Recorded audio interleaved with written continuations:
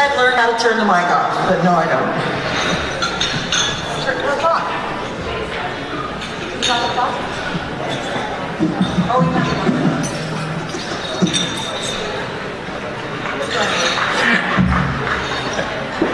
Well, welcome. Come here, Pancho. All right, lay down. Come on, down. So you know, when I speak for Microsoft, he snores so loud that they put a microphone on him so they can hear him snore. What does that say about my speaking ability? But I'm not sure. So anyway, welcome to Vision Beyond Sight. Amazing, amazing night. Cars are fantastic, huh? I just got back from CES in Las Vegas, and they have all kinds of driverless cars. Cars with artificial intelligence in them. Are you ready for that? No. For once, we'll have somebody thinking as it goes down the road. But anyway, when I get mine, I'm going to put Pancho in the front seat, the driver's side.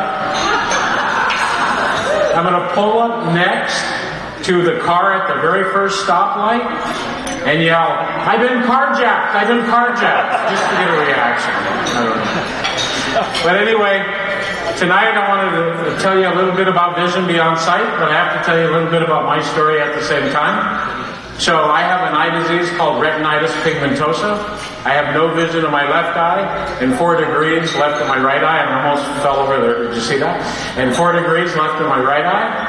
I was told at 23 I would be totally blind by the time I was 25. And at 27 I would be totally blind by the time I was 30. But doctors didn't know what they were talking about, right? So anyway, I did not know when I was a child that I had an eye disease. I grew up in Montana. I grew up in Montana, in a community that didn't believe in doctors.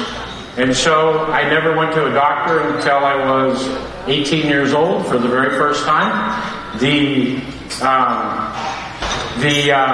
My parents, they believed in bacon. If you had a cut on your leg, you got bacon. If you had a cut on your arm, you got bacon. If you poked your eye out, you got bacon. I smelled like pork until I was 18 years old when I left. So at 23 years old, I went to the first Navy doctor who told me that I had something wrong with me. He told me I would be totally blind by the time I was 25. So my answer to that was party my way to blindness. So for the next 2 years, I did every drug and type of alcohol available. 25, I woke up, looked around, went, well, that didn't work. 27 years old, next doctor told me that I was going to be blind by the time I was 30. So, I was young, so partied my way to blindness again. At 30 years old, I woke up and I went, well, this ain't going to work anymore. So through the years, out of fear for blindness, I managed to work my way up to the top of several construction firms throughout the United States. At 48 years old, I wrecked my Lincoln Continental 9 times in the same parking lot on the same hole. So I decided to give up and try to solve this blindness thing. The problem with giving up, working 70 or 80 hours a week, the problem with that was I went into severe depression. And so I was looking for a way to end it all. And so I came up with a good way. I decided to step in front of an OCTA bus to end my life. Now I'm on the committees for the board of OCTA. That's kind of ironical, isn't it? But I ended up at a place called the Southern California College of Optometry. Okay? And that was the beginning of what I call my Vision Beyond Sight. And so that was the very beginning. And there, at that school, they told me about all these resources. And I call Vision Beyond Sight a formula. So 3 places. First thing is you have to understand your vision. You have to understand that you're going to lose your vision. You have to understand things that are available for you once you lose your vision. That's number 1. So I went to the Southern California College of Optometry, which they're here tonight. The dean is actually here.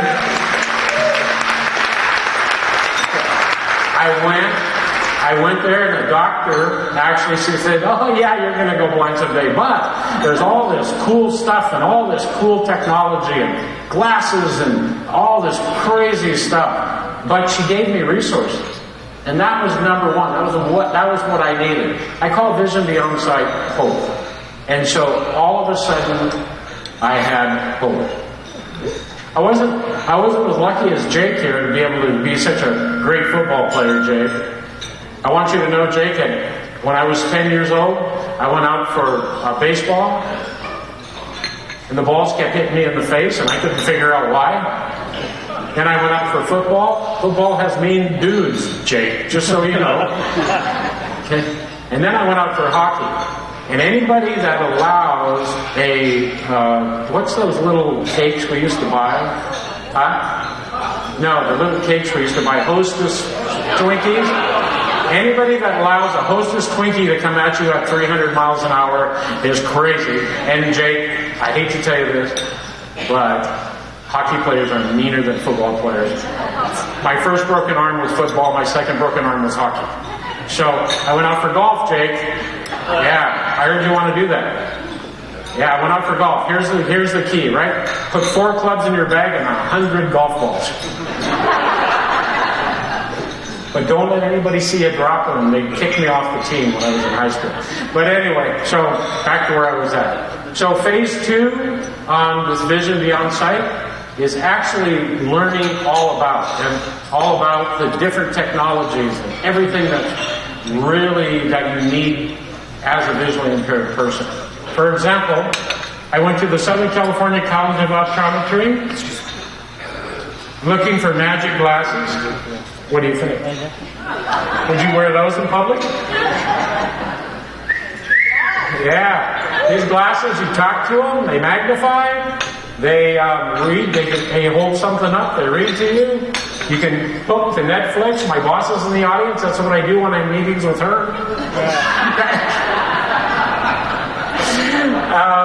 And so you can do. So you just have to look for all these different pieces of technology and all these different amazing things. And so I did it through volunteering. Now I spent 10 years volunteering, and going around and just learning about this. I had the pleasure of seeing patients at the Southern California College of Optometry. And, I have to tell you this funny thing. So I met this little kid when he was like 4 or 5 years old, something like that. His name was Jack. Jack, are you out there?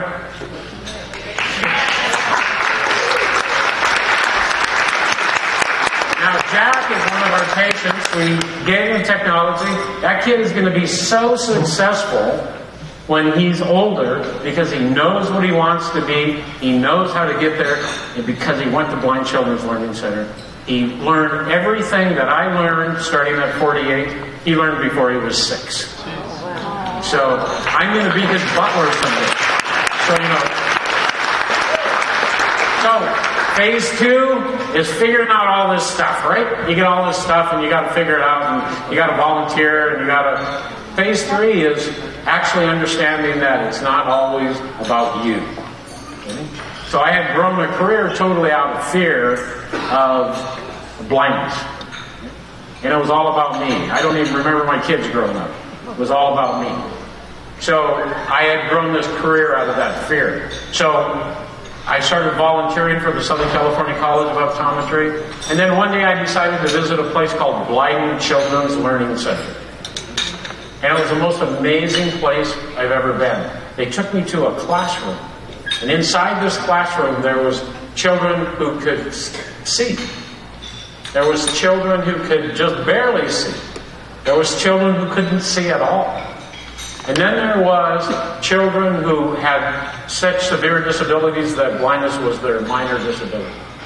But there was one little girl that was sitting in that classroom, and I'll never forget her as long as I knew her. She was deaf and blind. And so I said to the teacher, I said, how do you teach somebody who is deaf and blind? And she said, I even got a prop here, hold on one second. And she said, First we take, if I can find it, there we go. First we take a car.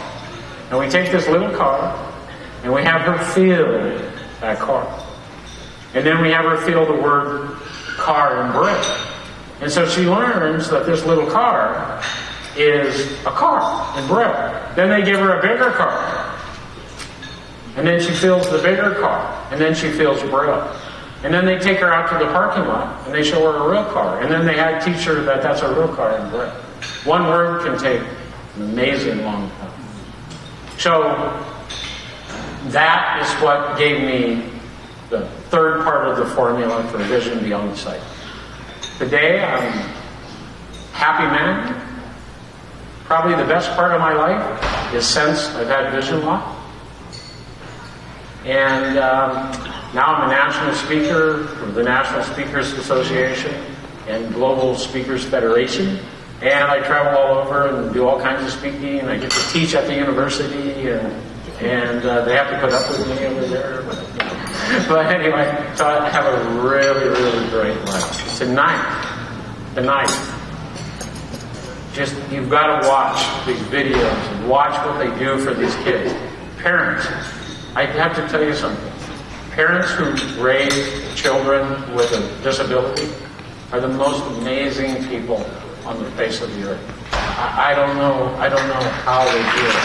They're the most amazing people on the face of the earth. So thank you very much.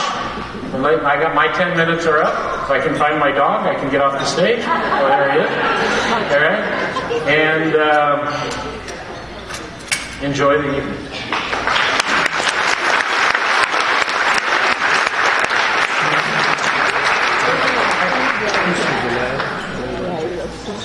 Is that right? Is that right?